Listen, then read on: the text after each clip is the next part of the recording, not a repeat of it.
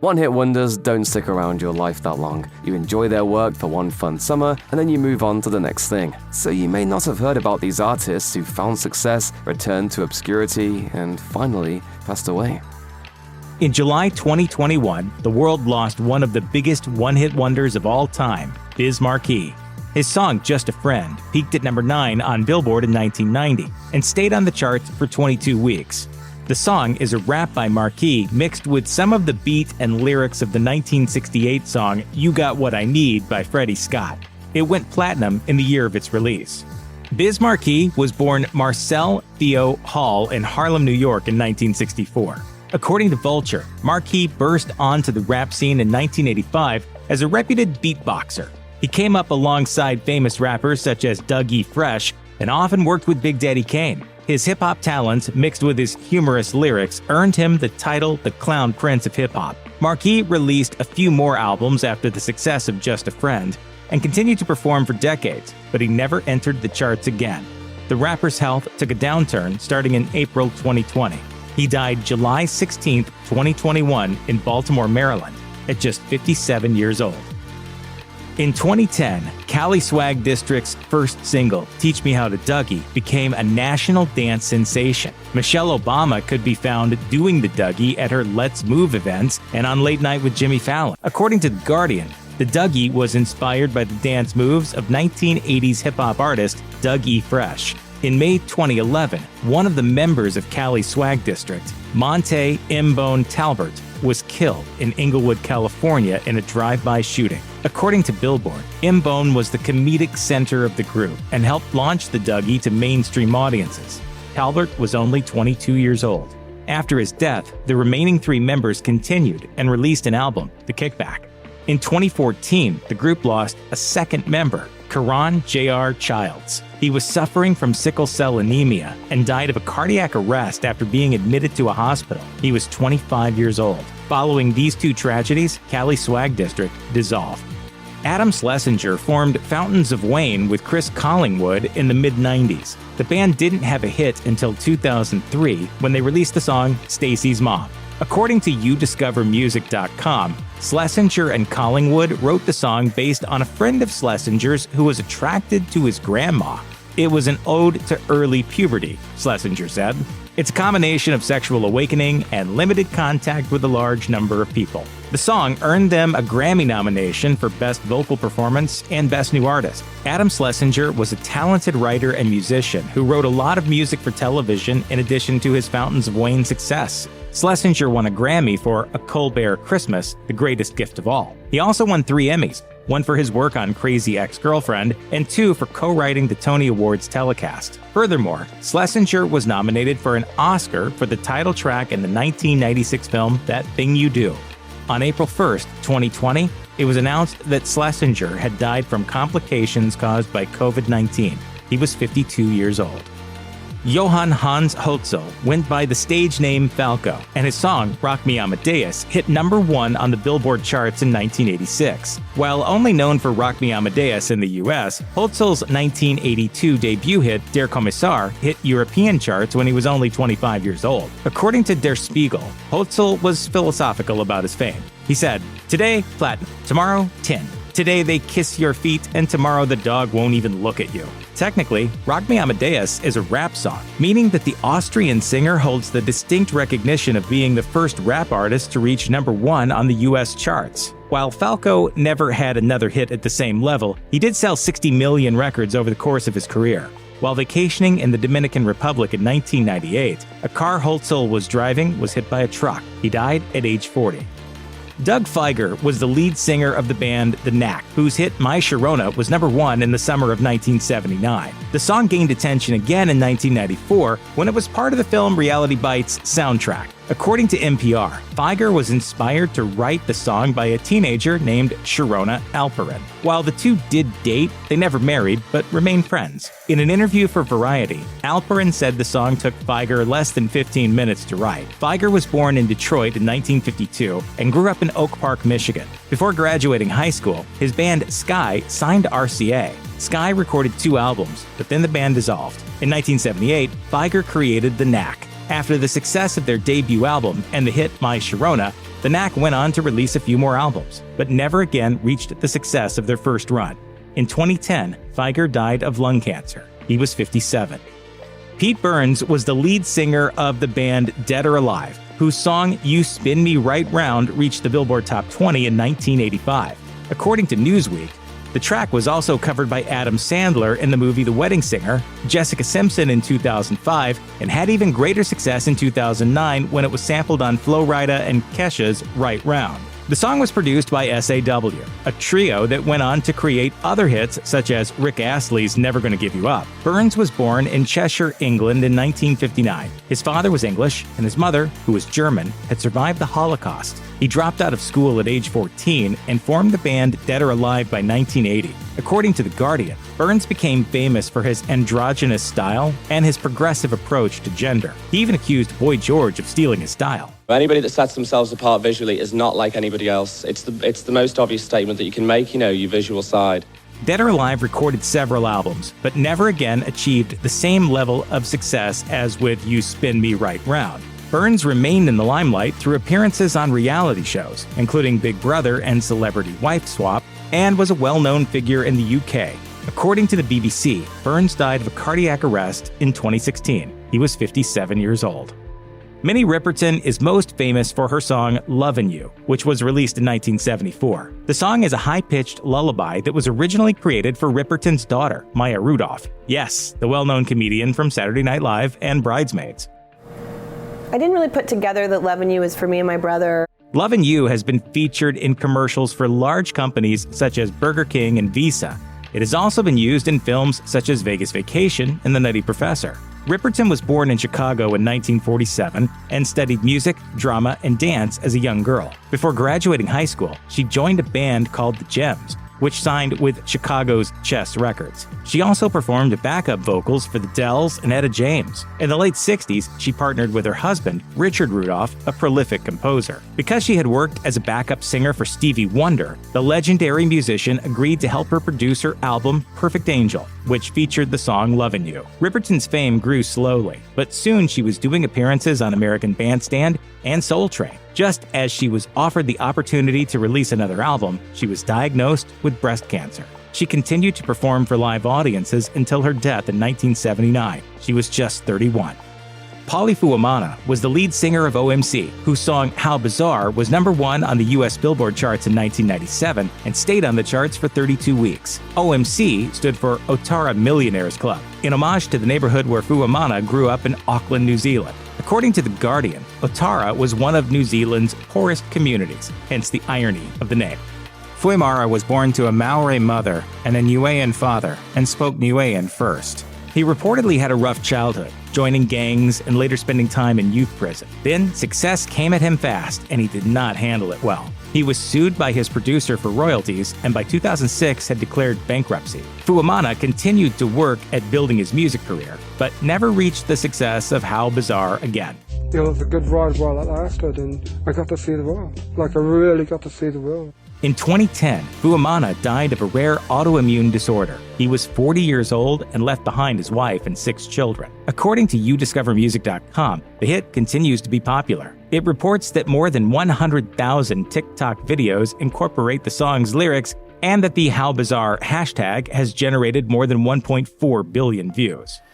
Chrissy Amphlett was the lead singer of the Australian rock band The Divinyls, best known for their 1991 hit song I Touch Myself. The song was a collaboration between the band and songwriters Tom Kelly and Billy Steinberg, who were famous for hits, including Madonna's Like a Virgin. The music video for the song was directed by none other than Michael Bay. While the band released 7 albums between 1983 and 1996, none of their songs reached the same level of success as I Touch Myself.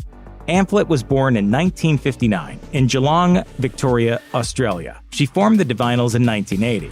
Along with singing and songwriting, Amphlett was an actress, appearing in an Australian film called Monkey Grip and a stage production of Blood Brothers. In the late 90s, Amphlett left the band to pursue acting further. She was diagnosed with multiple sclerosis in 2006 and breast cancer in 2010. Fittingly, the song I Touch Myself has been used in a campaign to educate women about breast cancer. In 2013, Amphlett died of breast cancer. She was 53 years old. R&B singer Jermaine Stewart's hit song We Don't Have to Take Our Clothes Off reached number 5 on the Billboard 100 charts in 1986. The song has popped up on the soundtracks for the film Zack and Miri Make a Porno and TV shows such as Scrubs. According to AllMusic, Stewart started off as a dancer on Soul Train and moved on to be a backup singer for large acts such as Boy George. He landed a deal with Arista Records and released 4 albums, with We Don't Have to Take Our Clothes Off his biggest success. Stewart was born in Columbus, Ohio, but his family moved to Chicago when he was still young. He died in 1997 of liver cancer caused by AIDS. According to a book written by AIDS advocate Dr. Terry Easley, Jermaine Stewart was only 39 years old. Not to be confused with the Bon Jovi song released in 2000, It's My Life was written and sung by Mark Hollis in 1983. No Doubt also covered it in 2003. It's My Life initially entered the charts in 1984, and it was the first and last hit for the band Talk Talk. The band was formed in 1981 in London by Hollis. Shortly after, it signed with EMI and began touring with Duran Duran. After the success of It's My Life, the band decided to change its sound, which made them less commercial, but nevertheless they continued to work together until they released their final album in 1991. Hollis was born in Tottenham, England in 1955. He was heavily influenced by his older brother Ed, who was a music producer. After Talk Talk released its last album, Hollis dropped out of public life to focus on his family. He later released a solo album and was commissioned to do the music for the TV show Boss in 2012. But other than that, he flew under the radar until his death in 2019. Per NPR, Hollis's manager stated that the musician died due to a short illness from which he never recovered. The style and genius of Mark Hollis has been credited as the inspiration for many bands, including Radiohead.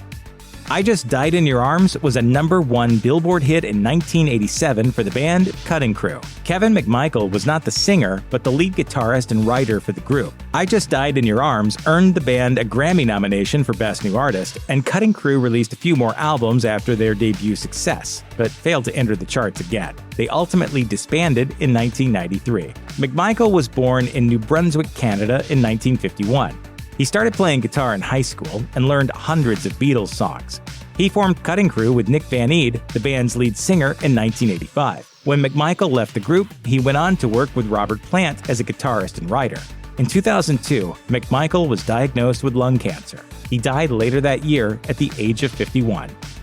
It's hard to call Dan Hartman a one-hit wonder because he wrote many great songs, but he is only known for singing one. Aside from writing and performing I Can Dream About You, which peaked at number 6 in 1984, he wrote and produced James Brown's Living in America, which made it to number 4.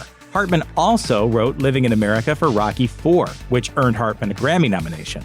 According to Songfacts, I Can Dream About You was initially written for the film Streets of Fire. It was sung by a fictional group, the Sorrels, and the vocals were provided by Winston Ford.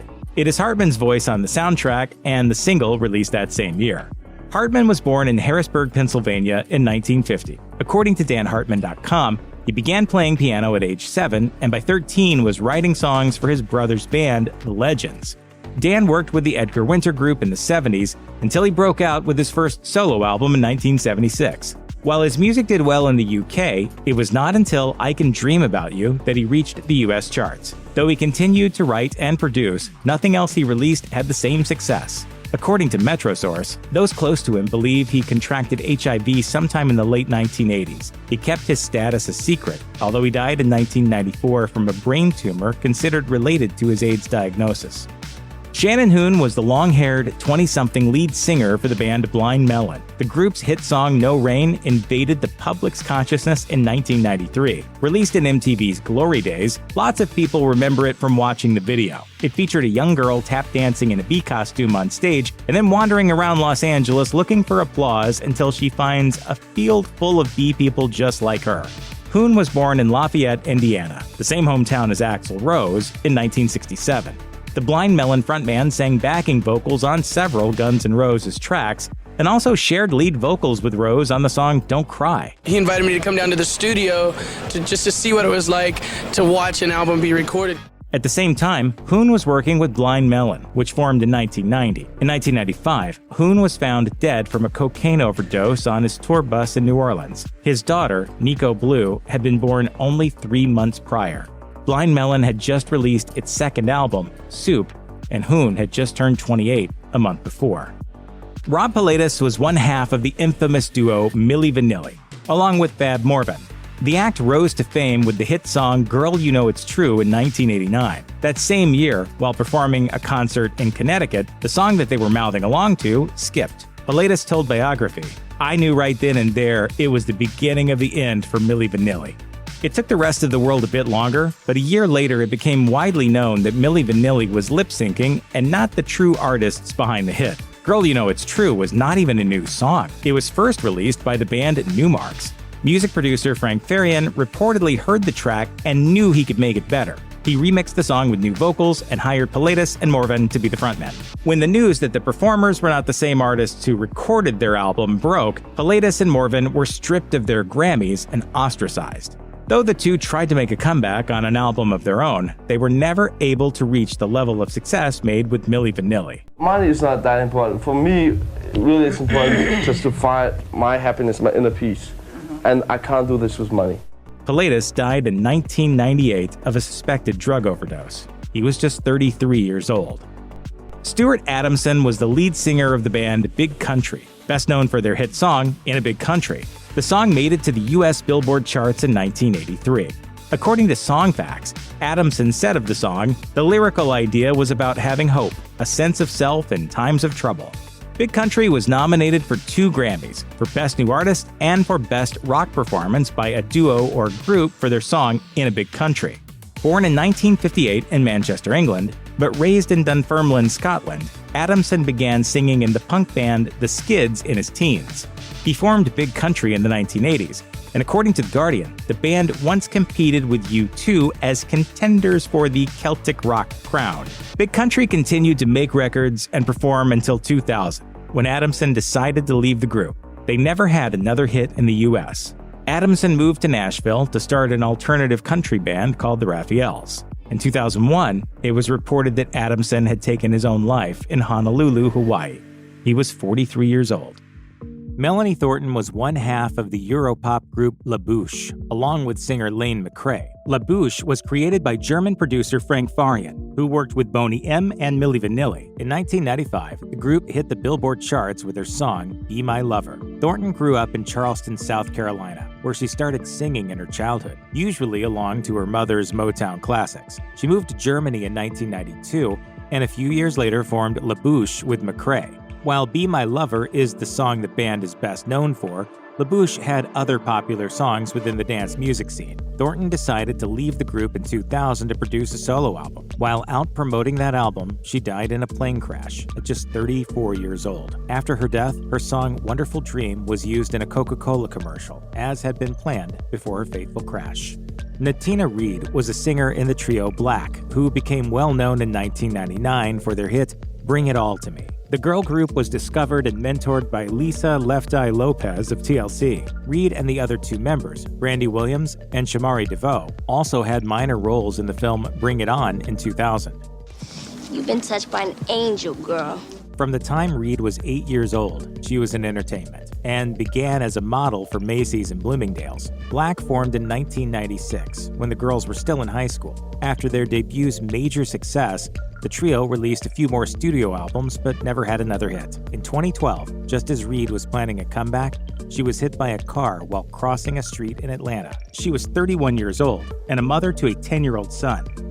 While he only scored one hit tune of his own, Indiana Wants Me, a number 5 single in 1970, Toronto native R. Dean Taylor was responsible for a slew of others. When faced with the daunting task of coming up with a new song for the Supremes, and given only about a week to do so, he and fellow songwriter Pam Sawyer penned the smash hit Love Child, the first of 2 top 10 hits he would have a hand in writing for the iconic girl group. Indiana Wants Me About an outlaw on the run was typical of Taylor's work as a songwriter, dark and cinematic, with a strong narrative informed by its framing as a letter to a lover the poor guy knows he'll never see again. Speaking with the Toronto Star, Taylor's wife Janie said, "He wrote dark songs. He wrote about things that were troubling people in life." She went on to explain that after a move to Los Angeles, Taylor dabbled with the formation of his own labels and production companies, none of which ever bore any fruit, which caused him to become a touch disillusioned. Taylor died in January 2022,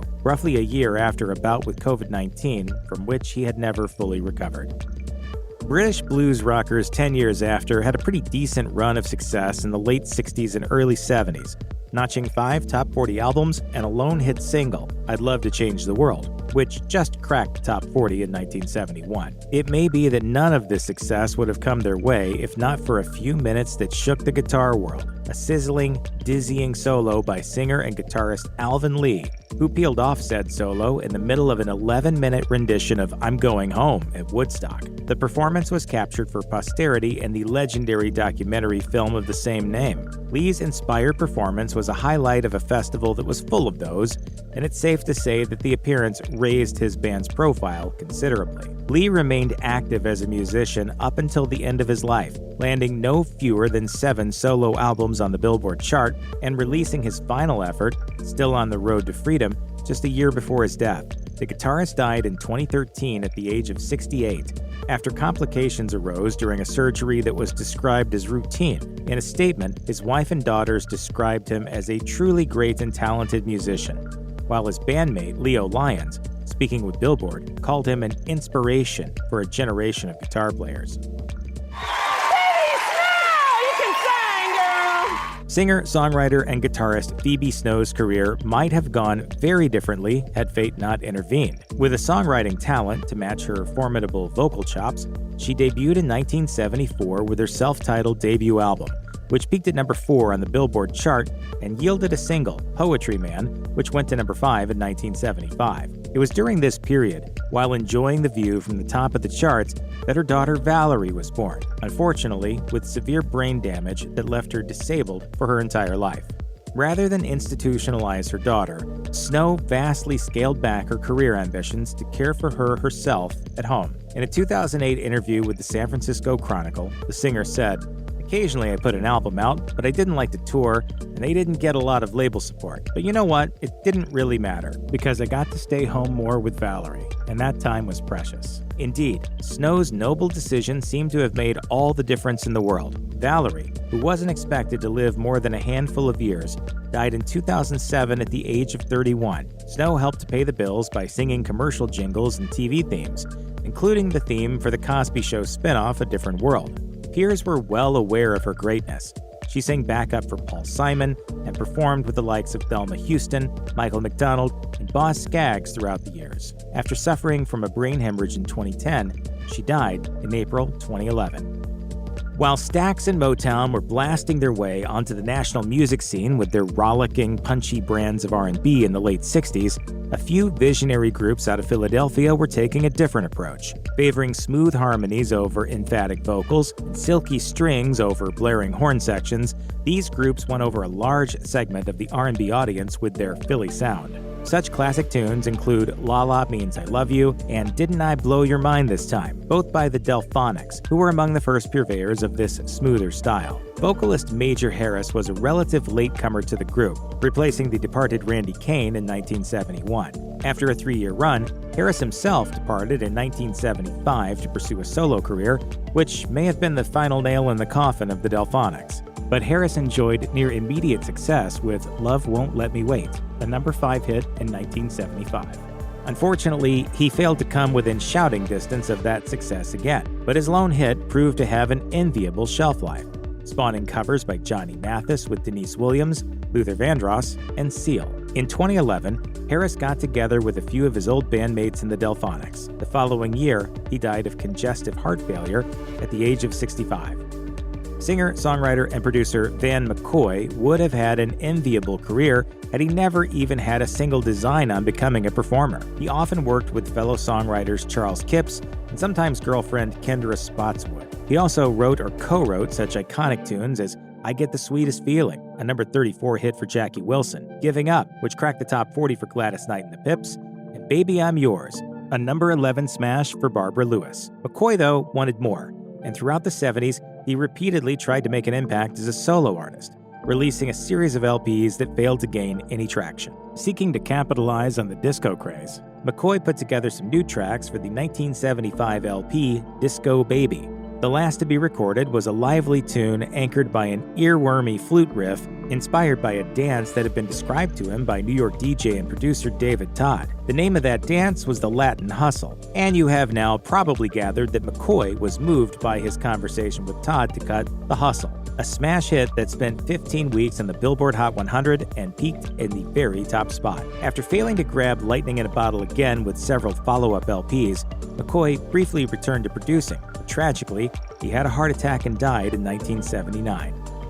Bobby Caldwell has always commanded the respect of R&B aficionados. His undeniably smooth, textured voice is of the variety that should have anchored dozens of hit records. Instead, somehow, it graced only one, What You Won't Do for Love, a number 9 hit in 1978. In a 2005 interview with NPR, it was pointed out by interviewer Ed Gordon that during the 60s and even 70s, many record labels would not picture black artists on their record covers, for fear that white audiences wouldn't buy their music. For Caldwell, however, it was the opposite, as his label was depending on the support of black radio to launch his career, saying, "They really didn't want it to be well known that I was white. Today, as we speak, there are still a few holdovers that don't know that." Caldwell was active in the music business both before and after his brush with top 10 success, starting out as a guitarist for the legendary Little Richard, and penning tunes later in his career for the likes of Peter Cetera, Boz Scaggs, and Neil Diamond. His signature tune has been covered dozens of times, and even sampled by Tupac for Do for Love,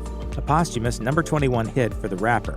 Caldwell's final album, the brilliantly titled Cool Uncle, was released in 2015. In March 2023, his wife Mary announced via X, formerly known as Twitter, that he had died in his home at the age of 71 after years of health issues.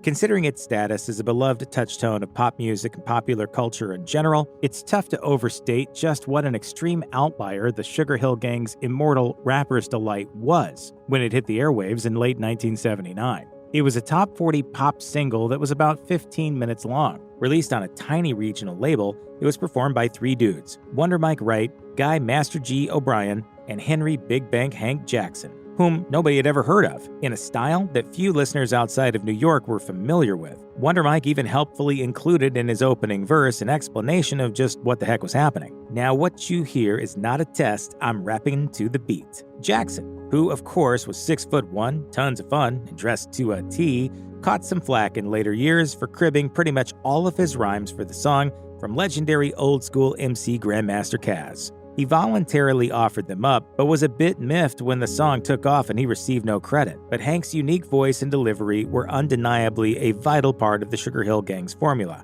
And while they never notched another mainstream hit, more than a few of their tunes are important parts of the old-school rap canon, including Eighth Wonder. After undergoing treatment for cancer, Hank died in 2014 at the age of 58. The songwriting team of Gene McFadden and John Whitehead were essential to Philly soul music in the 70s. Together, they penned hits for the likes of the OJs and Harold Melvin and the Blue Notes, and later in their careers, they worked alongside such legends as Freddie Jackson, Gloria Gaynor, and Melba Moore. In 1979, they took a crack at success as recording artists, releasing their self-titled debut album, which showcased their formidable vocal abilities in addition to their well-established songwriting chops. The album charted well within the top 40, and its lead single not only became a hit, but an R&B touchstone, the bright, uplifting anthem Ain't No Stoppin' Us Now, a number 13 hit on the pop chart. The pair's commercial fortunes dwindled after the early 80s, and unfortunately, theirs is a story that ends in tragedy. In 2004, Whitehead was working on his car outside his Philadelphia home when witnesses say he was attacked by 3 men who shot him to death. While the killing has never been solved, Whitehead's family told Fox 29 Philadelphia that they heard through the grapevine that the singer was incorrectly targeted and that those responsible are no longer living. I feel like somebody should be held accountable. Not even a year and a half later, McFadden joined his partner in death, dying from cancer at the age of 56. In a statement at that time, Kenny Gamble and Leon Huff, founders of their label, Philadelphia International, said, "Their talent was indispensable, As artists and producers, we admired them in the studio. As songwriters, we appreciated them for sharing our commitment to creating lyrics of motivation and strength. There are plenty of one-hit wonders that are still fondly remembered years after the fact, but not many that can induce listeners to recall the entirety of the lyrics upon simply hearing the opening verse. I want to rock right now. The phrase appears in the number 36 Billboard smash It Takes Two by rap duo Rob Bass and DJ Easy Rock. Before that release, Bass, whose real name is Robert Ginyard, and Easy Rock, whose real name was Rodney Bryce, had been up-and-comers and had dropped their first single, Make It Hot, on a small indie label. They subsequently signed with Profile, home to platinum hitmakers Run DMC. It Takes Two was chosen as the lead single, and, thanks in large part to an incredibly distinctive breakbeat sampled from Think About It by Lynn Collins, the tune blasted the pair to worldwide stardom. It was a short-lived ride. Bryce sat out the next round, with Ginyard releasing 1989's The Incredible Bass as a solo effort, and their reunion for 1994's Break of Dawn was in service of a record that barely registered a blip on the cultural radar. While Ginyard continued to perform,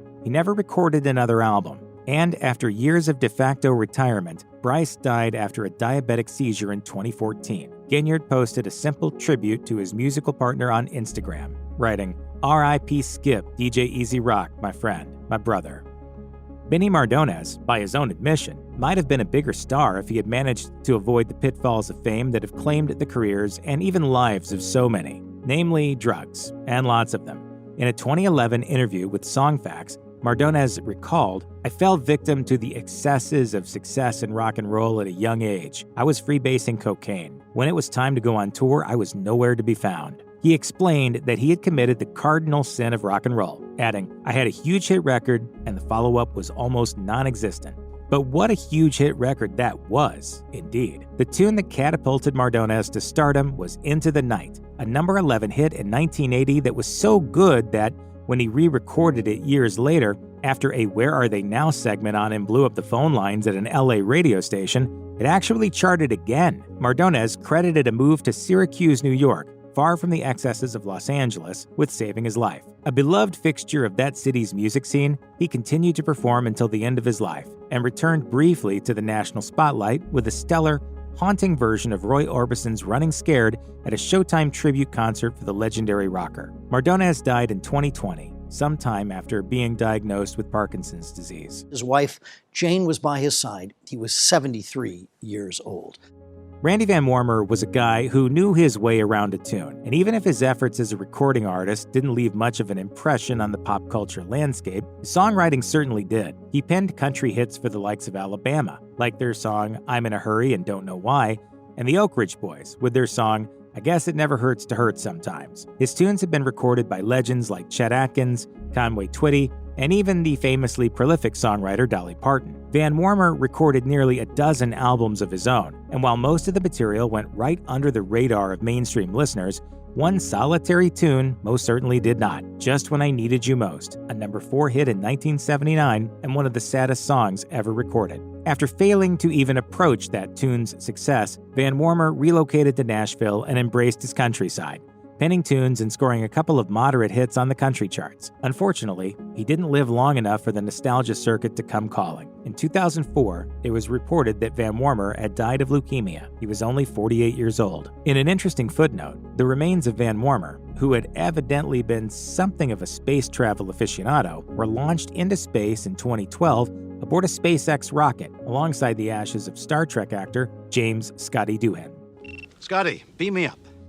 Blues guitarist Jeff Healey was a singularly unique musician. For one thing, the method by which he played his guitar, seated, laying it flat on his lap, was one employed pretty much by him alone, and it allowed him to produce sounds with his instrument that other guitarists simply could not. He didn't play the guitar this way for the novelty of it, though.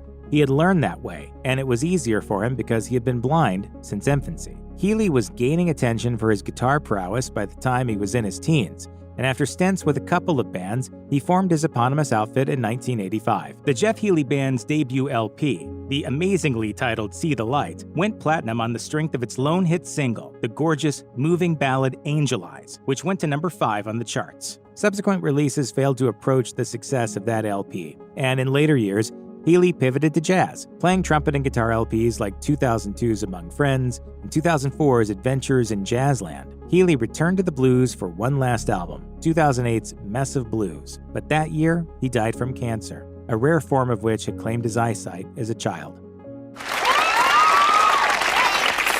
Happy birthday, sweetheart. Dad, he's the best birthday present ever! Can I keep him?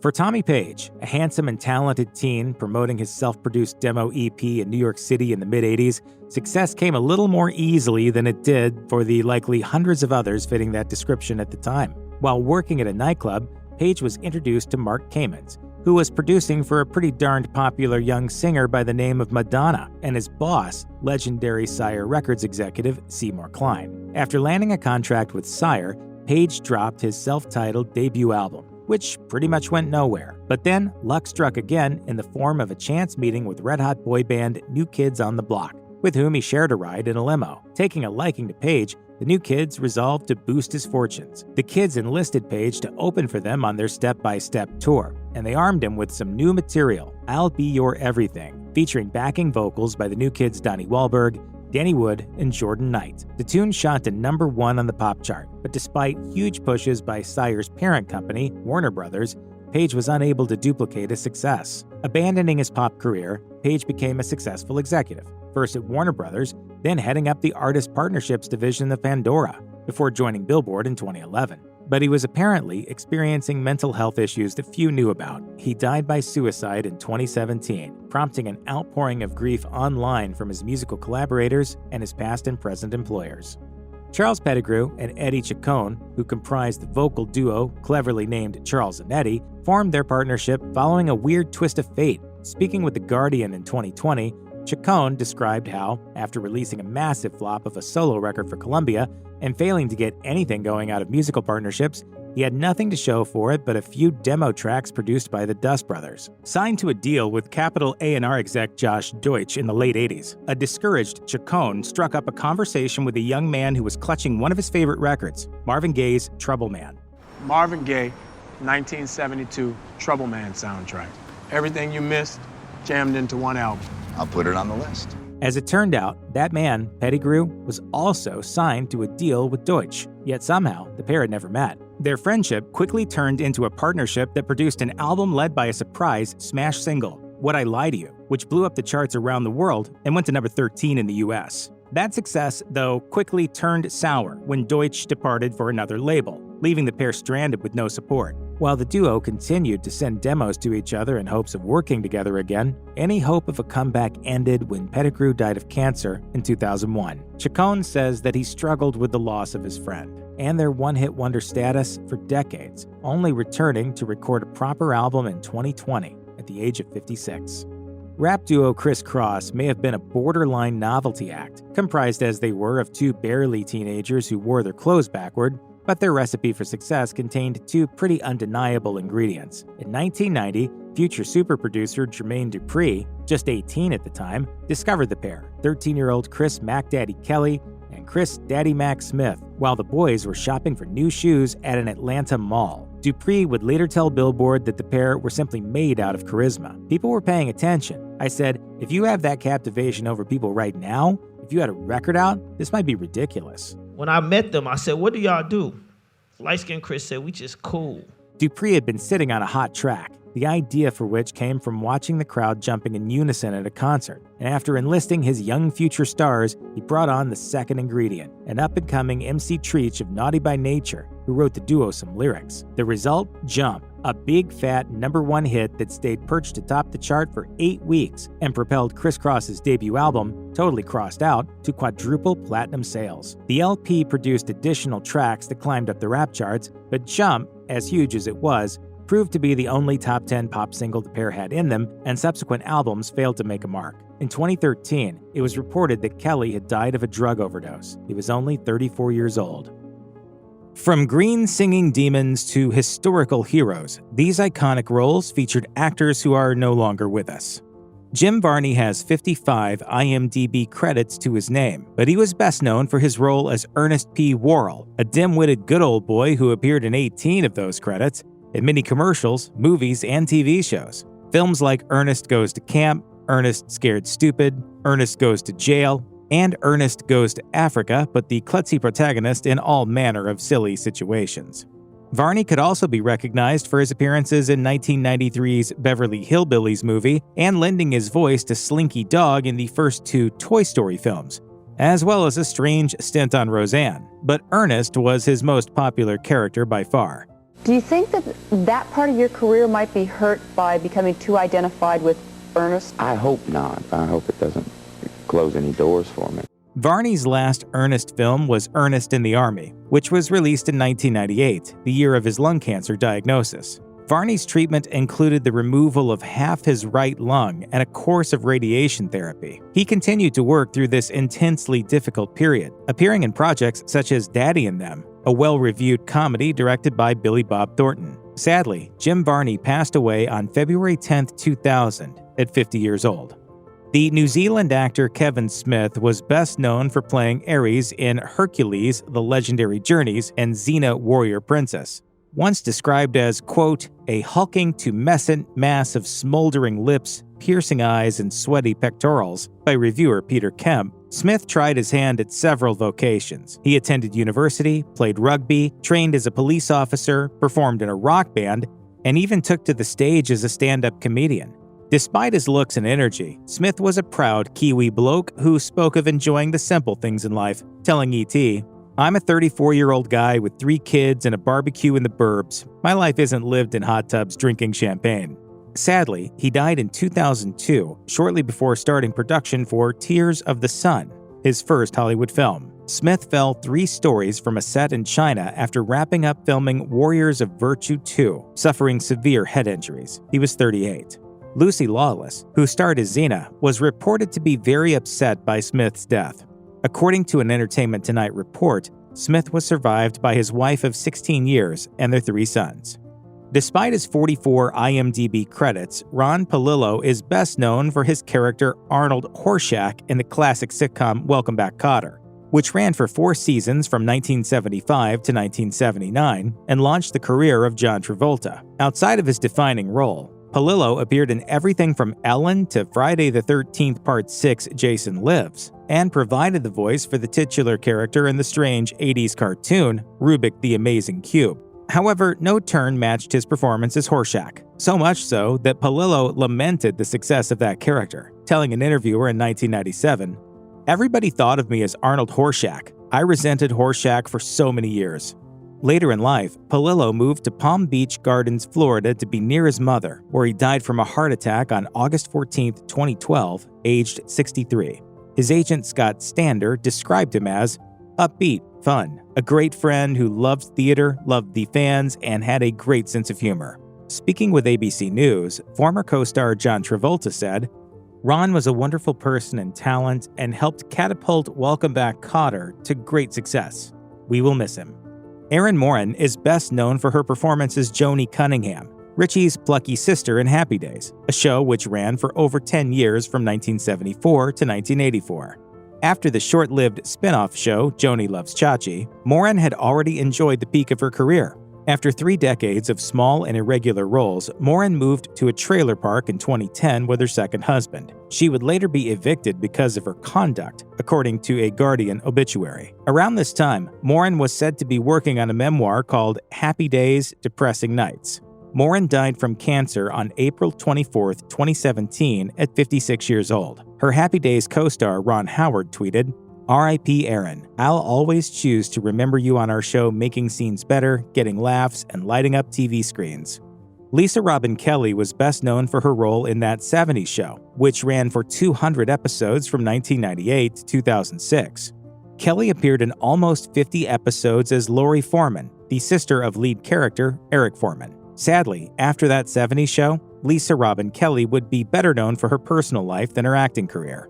Kelly left the show in season 3 following a miscarriage, and by her own admission to ABC News, she started drinking heavily. Kelly returned briefly for season 5, but her personal demons overwhelmed the actress once again, according to CBR. From 2010 to 2013, Kelly was arrested for multiple DUIs and domestic abuse. On August 15, 2013, Kelly died from multiple drug intoxication at a rehab center in Los Angeles. She was 43. Andy Hallett starred as Lorne in Angel, the popular Buffy the Vampire Slayer spin-off which ran for 111 episodes from 1999 to 2004. Joss Whedon created the character after being impressed by Hallett's performance at a blues show, but Hallett's acting gig wasn't a sure thing, as he still had to audition, and he didn't have many acting credits yet. After winning the role, Hallett became a fan favorite, with the Mary Sue saying, "Andy Hallett's fast-talking, aura-reading, green-skinned demon Lorne has stood the test of time and emerged as one of Angel's most unlikely standouts with his infectious energy and quick wit." At the end of his popular run on the show, Hallett was diagnosed with a heart condition, which began a 5-year stretch of hospital visits. Sadly, on March 29, 2009, Hallett died from congestive heart failure at 33 years old. Andy Whitfield played the lead role in the first season of 2010's Spartacus: Blood and Sand, which ran for 3 seasons on Starz, logging 33 episodes. However, the Welsh actor was diagnosed with cancer before the second season. After intense treatment and temporary remission, the cancer returned, forcing Whitfield to be replaced before the second season. The cancer proved to be terminal, and Whitfield died in September of 2011, aged just 39. Whitfield suffered from non-Hodgkin lymphoma for 18 months, and his struggle was documented in Be Here Now. Whitfield's death was announced by his wife, Vashti. On a beautiful, sunny Sydney spring morning, surrounded by his family, in the arms of his loving wife, our beautiful young warrior Andy Whitfield lost his 18-month battle with lymphoma cancer. Dana Plato was cast as Kimberly Drummond in Different Strokes, appearing in 144 episodes from 1978 to 1986. Sadly, she would be another child star who struggled with her youthful fame. Before her death, Plato had been on a destructive path. In February 1991, the actress was detained for robbing a Las Vegas video store clerk, taking $160. She was given 5 years probation, but Plato was arrested again in 1992 for using forged Valium prescriptions. Plato commented on the supposed good fortune of these arrests, saying, "If I hadn't gotten caught, it could have been the worst thing that happened to me because I could have died of a drug overdose." After years of substance abuse, Plato died in Moore, Oklahoma on May 8, 1999. A day after an antagonistic interview on The Howard Stern Show. Sergeant Scott Singer said the death was an accidental overdose, but the death was later ruled a suicide. Plato left behind a fiancée and a 14-year-old son. Plato was just 34 years old. It's sometimes difficult to transition from being a child star to a serious actor. Here are a few iconic child stars who are no longer with us. 5-year-old Heather O'Rourke was eating in the cafeteria at MGM Studios one day in the early 1980s, waiting while her sister Tammy was filming a movie. It was there that she was scouted by blockbuster filmmaker Steven Spielberg, who was producing the 1982 horror movie Poltergeist. He thought that O'Rourke, who at the time had a resume consisting of a single episode of Fantasy Island, would be right for the part of Carol Ann Freeling, a girl who would be kidnapped by evil forces through a closet. Poltergeist would prove to be a hit, and O'Rourke would go on to appear in a few episodes of TV shows like Webster and Happy Days, but most notably reprised the role of Carol Ann in 2 Poltergeist sequels. In February 1988, O'Rourke reported abdominal pain so severe that her parents quickly took her to Children's Hospital of San Diego. The 12-year-old actor died during surgery from what doctors diagnosed as complications of intestinal stenosis, a serious obstruction of the small intestine that O'Rourke had dealt with since birth, but had gone undiagnosed. The family's attorney filed a lawsuit alleging medical malpractice. What they thought she had was a bowel inflammation. What she actually had was an obstruction. That blockage allowed an infection to develop, which had stopped the actor's heart. Poltergeist 3 arrived in theaters in June 1988, 4 months after O'Rourke died. As the daughter of film producer and novelist Dominic Dunne and the brother of filmmaker and An American Werewolf in London star Griffin Dunne, Dominique Dunne was properly set up for movie success. Between 1979 and 1981, she slowly broke into Hollywood with a succession of roles in the TV movies The Day the Loving Stopped and Valentine Magic on Love Island. She also landed episodic work on shows like Lou Grant and Family. Dunne found her breakthrough role in the 1982 horror movie Poltergeist, portraying teenager Dana Freeling, part of a family whose home is beset by evil spirits. She filmed and taped several more episodes of TV shows like Chips, Hill Street Blues, and V, most of which would air after her death. In 1982, Dunne broke up with her boyfriend John Sweeney, rejecting his possessive and violent behavior after he'd attempted to strangle her once before. When Dunne tried to break things off for good, it sent Sweeney into a rage. He lured her out of her home and strangled her again. After days in the hospital, Dunne never regained consciousness. He was later convicted of voluntary manslaughter and served just a few years in prison. Dunn was 22 years old when she died. Before MTV's TRL disappeared, it popularized boy bands, making huge stars out of the Backstreet Boys and NSYNC. But just as MTV got into the boy band business, they were also mocking the fad. In 2000, it aired the TV movie Together, about a manufactured five-guy group of the same name. It spawned a TV series, a book, and albums. Together even hit the road as Britney Spears' opening act. Like other boy bands, Together included an adorable baby-faced member, Jason QT McKnight, portrayed by actor and singer Michael Cuccione. He'd appeared in single episodes of just 2 other series before he began playing QT full-time in 2000. In childhood, Cuccione was diagnosed with Hodgkin's disease, a form of cancer. By the age of 10, doctors pronounced him to be cancer-free. His illness was even something they'd written into the show as a joke. It's also not true that I'm still dying. Seriously speaking? Just kidding, I am. But in late 2000, 15-year-old Cuccione and his mother were involved in a car accident, which led to the singer checking into British Columbia Children's Hospital for surgery to repair a damaged diaphragm. While under medical supervision, he developed pneumonia. His lungs had grown so irreparably damaged from the chemotherapy treatments he endured that he wasn't able to breathe without a machine. In January 2001, 8 days after his 16th birthday and while the Together series was still running, Cuccione died after respiratory failure. When Oscar-nominated filmmaker Richard Linklater wanted to remake the 70s comedy The Bad News Bears in 2005, he had to find an actor for the role of star youth baseball pitcher Amanda Wurlitzer, hopefully someone who is as good at baseball as she was at reading lines. Linklater found his candidate in Sammy Kane Kraft, who hurled a 75-mile-an-hour fastball at her audition. Kraft was 13 years old when The Bad News Bears was released, marking both her professional acting debut and also her final film. Kraft later attended high school in Woodland Hills, California, played softball, and formed a band, Scary Girls. In the early morning hours of October 9, 2012, Kraft was riding in an Audi going over the speed limit on a freeway in Los Angeles. The driver hit a semi-truck from behind, and their Audi was then also hit by another vehicle. Kraft was rushed to Cedars-Sinai Medical Center, where she was pronounced dead. Kraft was 20 years old. The driver was later arrested on a charge of felony drunk driving.